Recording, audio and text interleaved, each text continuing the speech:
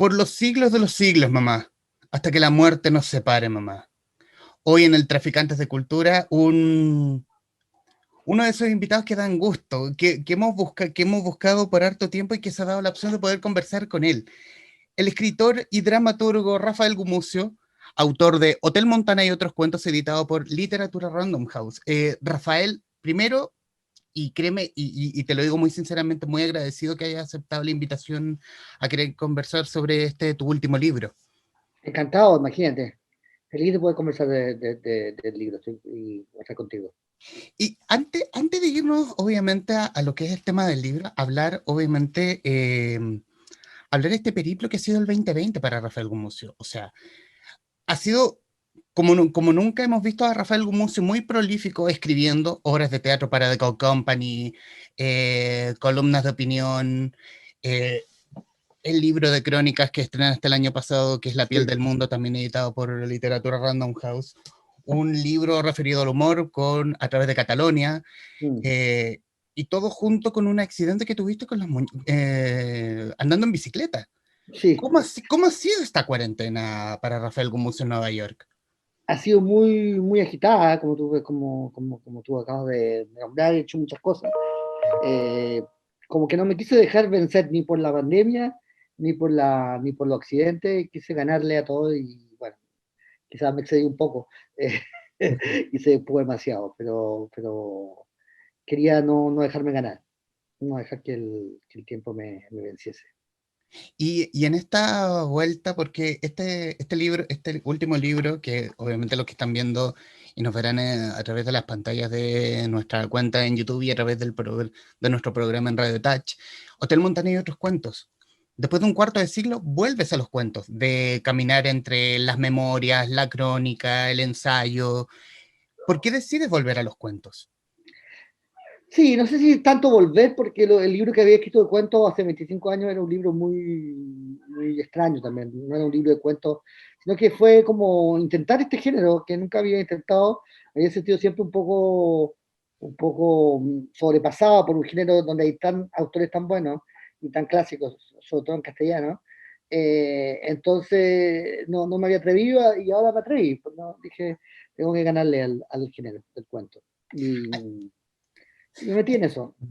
Ay, conversaba hace un rato referente al cuento como género con un amigo librero que es Mario Cerda de la que leo Parque Forestal, y Mm. donde él creía, y de hecho lo recordé leyendo justamente el posfacio de tu libro, que él me decía que no cualquiera hace cuentos.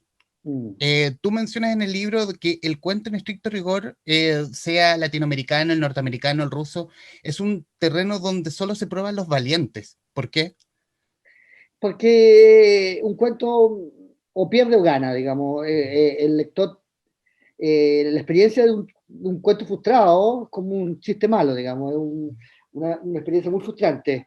En cambio, una novela, hay como siempre uno puede, como un viaje largo en que uno puede pasar muchas cosas en el viaje.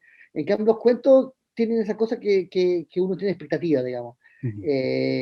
Son una experiencia muy frustrante cuando un cuento no resulta del todo.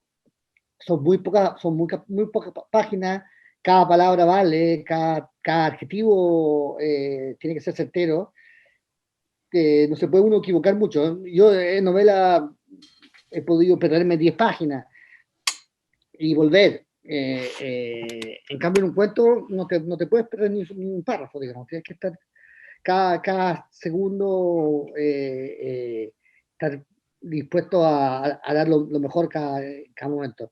Y además tienes que ser creíble, en el caso mío, ser creíble personajes que no soy yo. Yo estoy acostumbrado a escribir personajes que tienen mi nombre, digamos, y mi apellido. En este caso hay dos cuentos en que sí salgo yo con nombre y apellido, digamos, pero el resto son personajes que he tenido que inventar. Y hacerlos creíbles, y hacerlos creíbles también. Y eso es súper difícil y es ¿Y, muy co- y- entretenido. y cómo es la construcción de los ambientes de los personajes? O sea, quiero irme y quiero ejemplificarlo sobre todo en Hotel Montana, con el cuento con que abre el libro. Sí. ¿Cómo es la creación del ambiente? ¿Cómo es hacerlo creíble, en el fondo, para el lector? Bueno, en este caso yo conocí ese ambiente, estuve en Haití después del terremoto, así que para mí era fácil eso. pero lo importante era el personaje, era ella, digamos, la embajadora. Y cuando lo tuve claro a ella, y cuando tuve claro cómo hablaba y cómo se movía, el cuento se fue con ella y funcionó. Y en el caso, y yo creo que aquí uno que se ganó mi corazón absolutamente, que es una explicación, que en el Sí, fondo es este encuentro de este niño con el ex de su madre, que en el fondo, y aquí voy a hacer a grandes rasgos, porque no sé si funciona el spoiler en este caso, si son cuentos, sí, que es pedirle la explicación de por qué, y como no hacerse cargo de la pena de la mamá, y es como, explícale tú, por favor, explícale tú, para no tener que hacerlo yo en el fondo. sí, sí. Sí, este cuento lo escribí hace muchísimos años, ¿no? Y quedó así, o sea, lo escribí y quedó así. Ujú. Y quedó bien, yo creo. Y después hubo Cristóbal Riego, otro escritor que escribió una novela que se llama El novio de mi mamá, que era un poco, tenía un poco algo que ver con eso, pero no tenía ninguna relación, yo no había leído lo suyo y él tampoco el mío. Pero me pareció una situación muy, muy entretenida y también me pasó que el personaje de él, cuando lo tuve claro, esta especie de personaje que un poco indiferente, un poco simpático, raro, indiferente sobre todo, el libro, el cuento funcionó inmediato. Es un patán, pero un patán adorable. Sí, adorable, sí. Sí, Hay, pues, hay hay- muchos así. Y claro, el cuento está construido sobre el diálogo, entonces funcionaba muy bien. ahí en los cuentos, en el general, en el grupo de cuentos, abunda mucho que son los personajes femeninos, y son personajes como poderosas, avasalladoras un poco, también, pero también tienen ese toque adorable. Sí, bueno, yo creo que las mujeres para mí son así, son Mm. adorables, son amayoradoras, son tremendas, son todas esas cosas. Así que yo creo que no me costó demasiado. Pero sí, por supuesto que exageré la nota. La verdad es que tenía más cuentos que estos y elegimos estos porque tenían en común esa historia, digamos, ese, esos personajes femeninos. Que por lo demás están también en mi novela, digamos, y en mi memoria, digamos. Escribí un libro sobre mi abuela, o sea, realmente en mi libro siempre hay mujeres muy fuertes, que es lo que yo conozco, digamos. Y la herramienta del humor. A mí me gusta mucho, sobre todo, si para quienes van a ver esto, quienes son lectores de Rafael Gumucio, que obviamente cada uno de sus textos tiene cargado el humor. Mm. Humor ácido, humor negro, pero humor al fin y al cabo. ¿Cómo se maneja en el humor en este sentido? En el fondo, como para que no se te pierda entre, oh, qué chistoso, pero que tenga esa cosa más adorable y que tenga un aspecto y que tenga la chistosidad, no sé si existe esa palabra, Sí, sí. en el texto y que lo hace más real en el fondo del texto. Eh, nunca me planteo hacer algo chistoso, nunca me planteo escribir algo divertido, bueno, cuando escribo obras de teatro sí, pero cuando escribo estos cuentos, nunca pensé en que fueran cómicos, pero sale natural porque tengo una afición natural por el humor, suelo como irme hacia allá.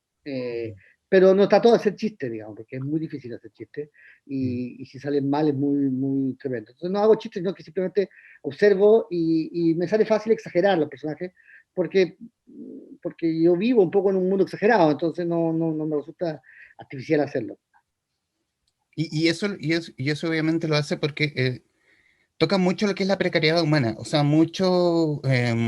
está como una humanidad abandonada en los textos, Mm, lo que igualmente hace muy atractivo porque hay mucha precariedad, la precariedad como que abunda en los textos, y el perdedor siempre es un personaje que uno quisiera abrazar, ayudarlo de alguna forma, o pegarle un palmetazo y decirle, ya, pues hombre, despierte. sí, es que también mis personajes son gente que coquetea con su debilidad, digamos, entonces son un poco farsantes en cierto sentido, porque se hacen los tímidos, se hacen los débiles, lo son también, pero también juegan con eso, es decir, nunca se presentan como ganadores o como vencedores o como machitos de la plaza, porque no les resulta mejor para ellos, es más seductor para ellos hacer lo otro, digamos. Entonces son un poquito, yo tengo un juicio un poco sobre ellos que son un poquito tramposos, digamos. Y me gusta eso de ellos, son un poco que juegan con su debilidad y la hacen muy ostensible. Creo que hay más gente así en el mundo de lo que uno cree, digamos. Sí, sí, sí. Uno se abre, uno abierto, abre la ventana y es como que hay mucho de ese tipo. Sí. Y lo que tú dices de la precariedad humana, son gente muy perdida, muy solitaria, muy fuera de tiesto, que creo que, como te digo, no tuve que imaginarlo mucho porque lo vivo, digamos, en esa precariedad. Y en ese sentido mencionabas hace algunos minutos como que hay mucho de, por lo menos dos cuentos donde si uno lo ve como lector, eres tú. Hay en otros textos hay como aspectos del escritor. Sí, sí, sí. ¿Qué es difícil te sale difícil o más fácil escribir sobre ti? O sea, ponerte tú como un personaje en tus propios textos. Sí, me ha resultado siempre muy natural y lo he hecho mucho, digamos, pero quería justamente aquí reducirlo lo máximo. Hay dos cuentos, La Puerta y Einstein, que son cuentos donde soy yo, pero no son técnicamente muy distintos a los que no soy yo, digamos, en el Ujú. sentido de que uso las mismas técnicas. Me uso a mí como personaje, pero no... Ah, la verdad es que, siendo sincero, todos se parecen harto los personajes, a pesar de que tienen distintos nombres y esta historia, pero se parecen. También es como situarme en la edad de los personajes. Hay varios cuentos que están hechos desde la niñez, hay otros que están hechos desde de adultos. Trato de pensar en qué edad están los personajes para situarme en sus cabezas. Ujú. También en el libro pones en el posfacio de que este es como el libro más personal de tu Sí. carrera como escritor. ¿Es difícil o más fácil en ese sentido? No hay una cosa que, bueno, hay muchos escritores con los que he conversado y como que les da un poquito de pudor poner algo muy personal al público como para que no lo pongan como un personaje, sino sea como el escritor que se escribió una historia, grandes Sí. comillas. No, yo no tengo ese pudor para nada, pero dije que era mi libro más personal porque creo que hay un resumen de muchas cosas mías en el libro, digamos. Está Haití, está Nueva York, está Santiago, está la infancia, está la debilidad, están las mujeres fuertes. Hay muchas cosas mías en ese libro, por eso quizás es como un buen resumen de lo que yo he escrito hasta ahora, digamos. Hay un poco de cada mundo. Eh, eh, Alguien vio, por ejemplo, en un cuento como mi abuela, yo no pensé en ella, pero hay un personaje, la mamá del cuento de marihuana, que se parece un poco a mi abuela. Ujú. Hay otros cuentos que son más autográficos, pero quiero decir como la huella de lo que yo he hecho, lo que yo he tratado de hacer, está en este libro, con los distintos intentos que yo he tratado de idear. Eh, no sé con qué felicidad, pero creo que es uno de mis libros también más felices, digamos, más gozoso, en el sentido de que hay un gozo de escritura, creo que hay una libertad para escribir en este libro que a mí me gusta mucho. ¿Y hay un género favorito en cuestión, ya que hablamos del Rafael Gumucio, que es también novelista, que escribe crónicas, que el cuentista, el dramaturgo? ¿Hay un género que te haga más feliz de escribir?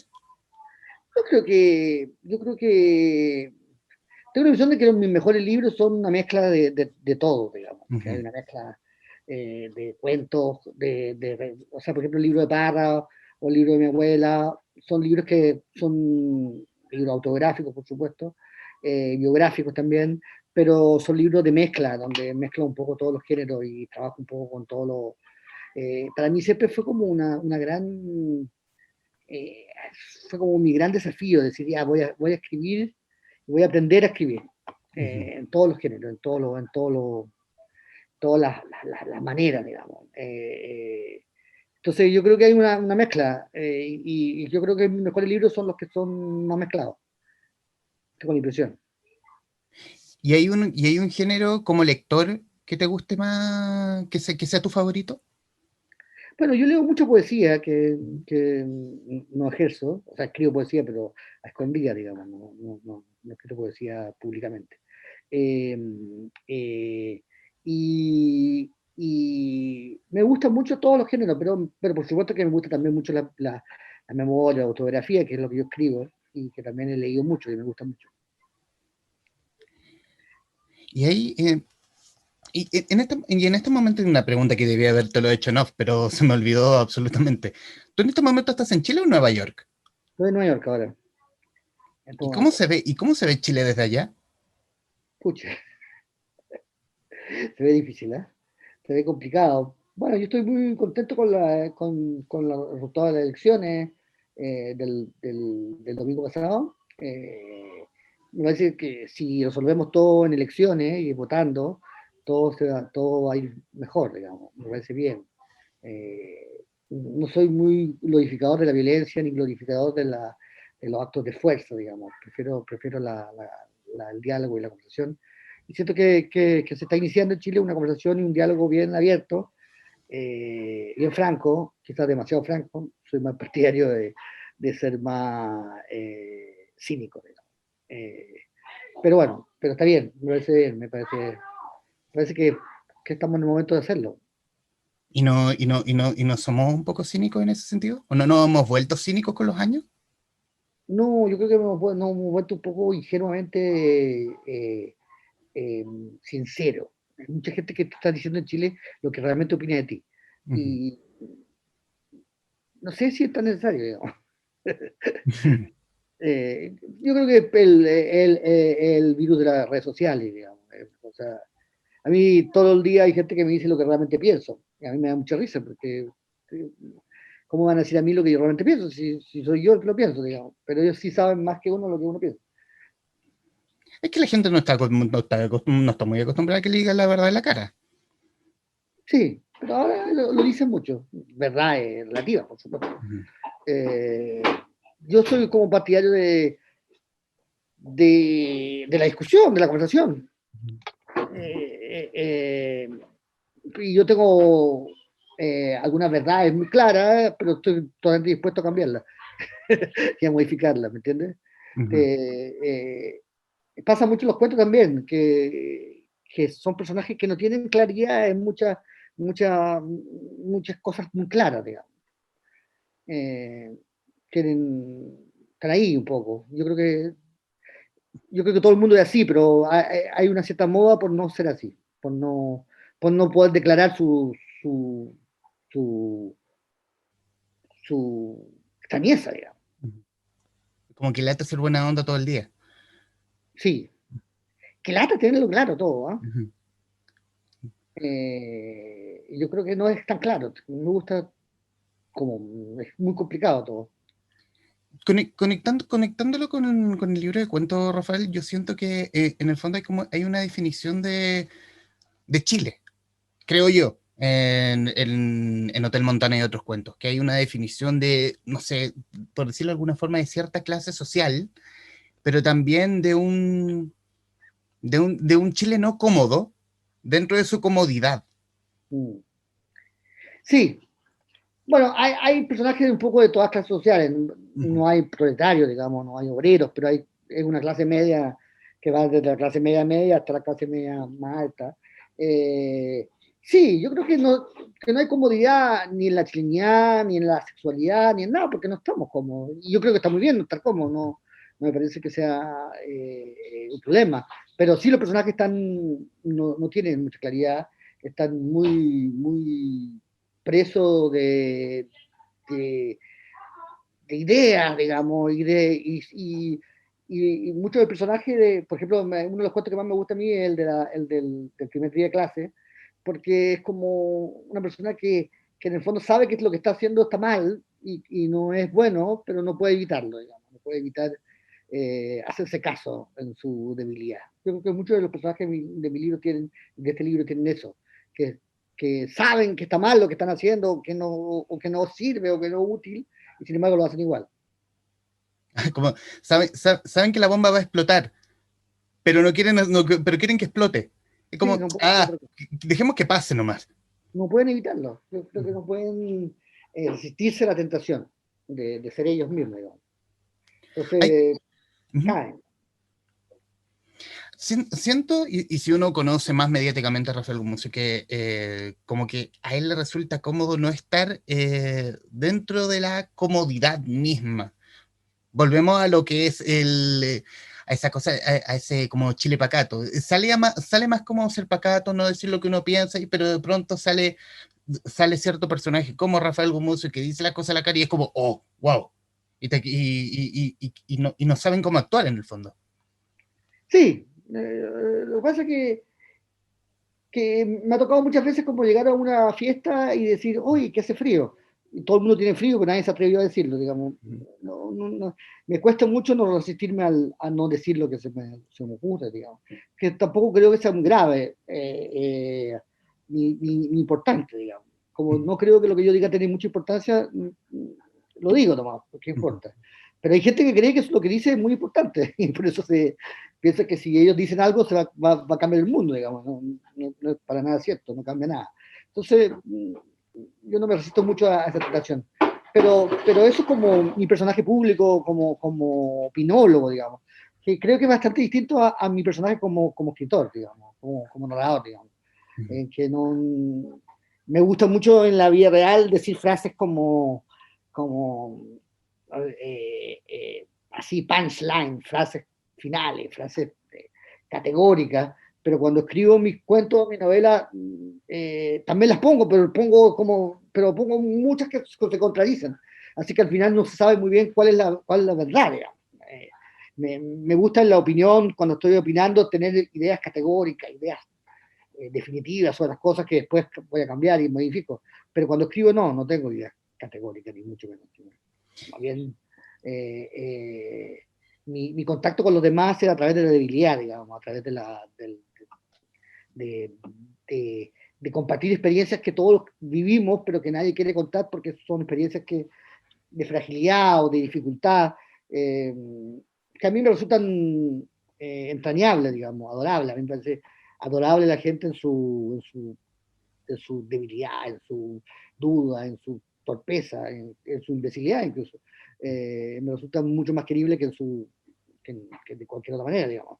Y me pasa con la gente, que conozco gente con la que no tengo ninguna afinidad ideológica o de ninguna especie, pero cuya debilidad es parecida a la mía, y ahí nos podemos encontrar.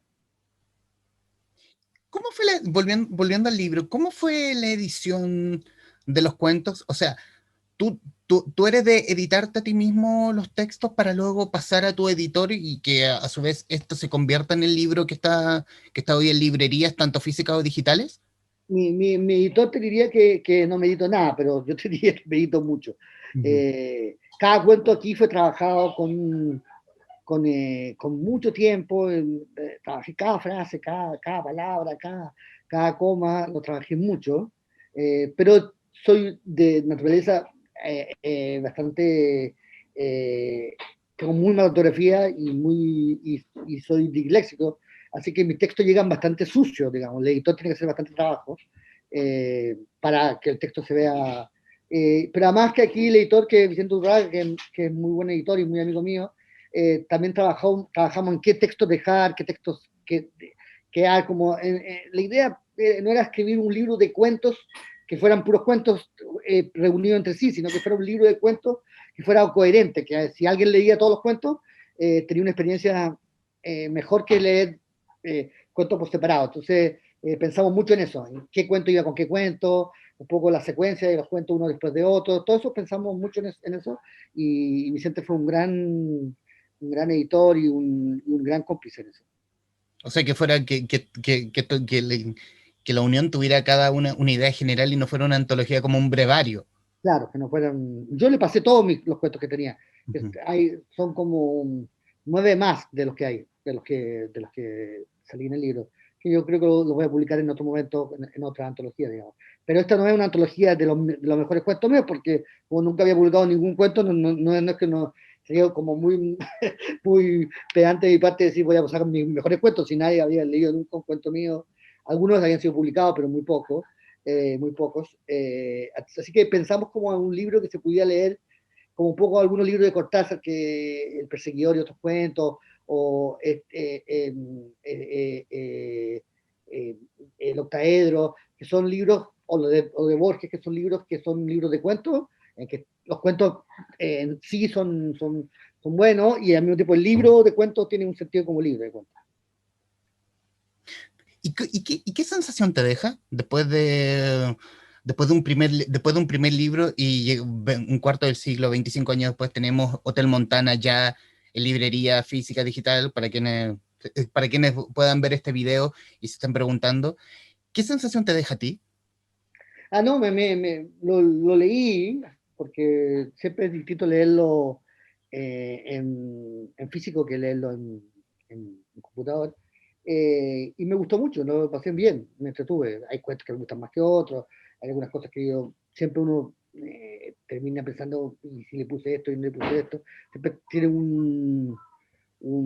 pero me gustó, creo que si algo ayuda el oficio en esto, es justamente a transmitir felicidad. O sea, sentí que había felicidad en el oficio, en el sentido de que aprendí a escribir, me costó mucho aprender a escribir y me costó mucho aprender muchas técnicas que en este libro ya siento que están hiladas de manera gozosa, de manera alegre, de manera feliz, no de manera obligatoria ni tensa. Rafael, y ya mirando al futuro, si es que se puede hablar de futuro con una pandemia rondándonos afuera de de las casas de cada uno, eh, ¿hay algo en mente? ¿Hay algo? Bueno, mencionaste los cuentos que probablemente vayan en un libro futuro a Sí. posterior, pero ¿hay algo en lo inmediato? ¿Algo que se pueda contar, obviamente? Mira, estoy escribiendo un libro, una biografía de Roberto Mata, que me tiene muy ocupado porque es bastante complejo, es un mamotreto bastante grande, y que tengo que manejar muchas fuentes y mucha conversación y discusión en torno a los temas. Así que estoy en eso, estoy trabajando en eso. Y después quiero sentarme a escribir una novela que tengo entre cejas y cejas, pero que me ha costado mucho sentarme a escribir. Perfecto, perfecto. Bueno, no queda más que, obviamente, los minutos que nos quedan. Bueno, mi parecer, obviamente, es que si hay un escritor de los favoritos, por lo menos de los míos, es Rafael Gumucio, porque un hombre imperfecto es maravilloso. Es un libro absolutamente genial. Sí. Y obviamente uno le gusta el estilo. Hay un estilo que hay un cierto desparpajo que no se lee siempre. Y Mm. que obviamente el estilo, yo creo que a esta altura debe ser el estilo, comillas, Rafael Gumucio, porque ya es un estilo propiamente tal para la escritura, en narrativa, tanto en tus textos de ficción como en los ensayos.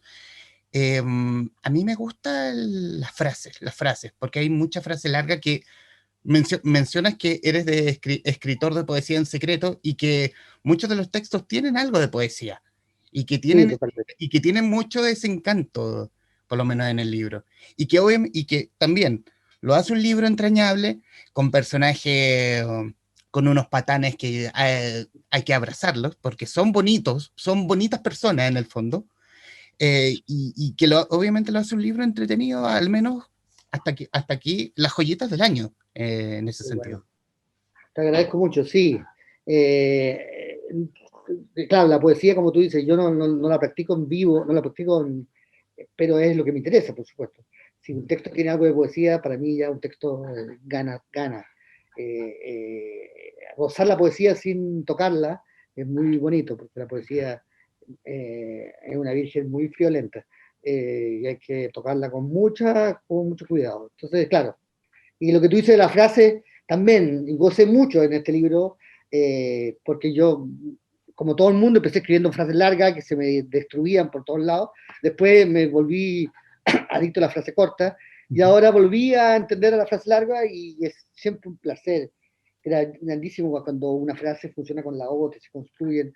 Eh, Tú eres un lector habitual, digamos, pero para un lector habitual, para mí el gran placer era el texto, digamos, el placer del manejo de este material, que es una artesanía compleja, pero muy, muy entretenida. Yo lo pasé muy bien por lo que escribiendo. O sea, para la artesanía es obviamente es un libro que necesita su tiempo, porque no es Sí, para creo y siento que no es para cualquier lector, porque el lector cree que quiere algo inmediato. aquí hay que masticarla. No, no diga Imagínalo bien, como la cocina. di que para todos los lectores. Acá tengamos muchos lectores. Ah, Sí, bueno, tiene razón, voy a cortar eso. Sí, todo lector. todos los lectores le va a encantar. No, pero No, no. pero sí. Está lleno es un libro muy dialogado, muy hablado, no es un libro sesudo, digamos, para nada. Pero sí hay un placer del texto que es como el placer de la gente que disfruta la literatura. Yo soy parte de ese grupo, digamos, de los que disfrutan la Excelente. literatura. Excelente. Bueno, primero decir como fanático y un fanático real, que ha sido un gusto, Rafael Gumucio, conversar, de partir, hablar un poquito de todo, hablar del texto, hablar de Chile. Siempre es difícil hablar de Chile, pero siempre es necesario también hacerlo. Y que obviamente es un gusto haber conversado con el ilustre Rafael Gumucio en la guarida de los Gracias. traficantes de cultura. Rafael, muchísimas gracias. Un abrazo grande a ti y a todo tu auditorio. Y cuando estés en Santiago, te firmo el libro para. Ah, por supuesto. De hecho, debo tener tengo una foto contigo con el galán imperfecto, pero tengo una foto que debo hacer arqueología porque no sé dónde está. Sí, porque yo llevo escribiendo hace tanto tiempo, qué horror, ¿no? Hace- Rafael, muchísimas gracias. Gracias a ti. Un A ustedes que abrazo. nos están viendo, gracias. Nos vemos.